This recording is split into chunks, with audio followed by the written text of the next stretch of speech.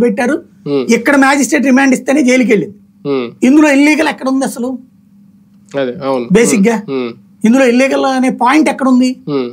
ఇప్పుడు పోలీస్ అధికారులను పెట్టాలనుకోండి, మ్యాజిస్ట్రేట్ ఇచ్చిన వాంగ్మూలం ఏంటి అందులో? అమ్మాయి పెట్టిన కేసు, అమ్మాయి ఆల్రెడీ పెట్టిందే తప్పు కేసు అని కదా. ఇంక ఇందులో అయితే గీతే ఓ దొంగ కేసు పెట్టాలి, ఏదన్నా మోసం చేశాడు ఈ కేసు.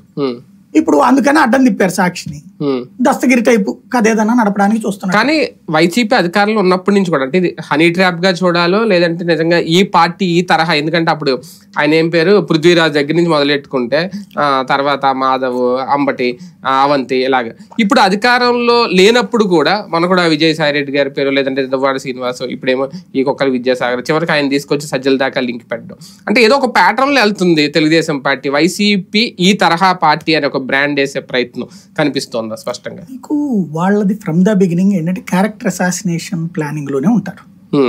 ఇప్పుడు వ్యక్తిత్వ హననం ఎక్కువ చేస్తారు, వ్యక్తి అవినీతి పరుడను లేకపోతే సెక్సువల్ ఇదని ఇట్లా. ఎందుకు అంటే మీకు ఒరిజినల్ గా దాన్ని ఏమంటామంటే మనం విధానపరమైన నిర్ణయాల విషయంలో సాధ్యం కాదు.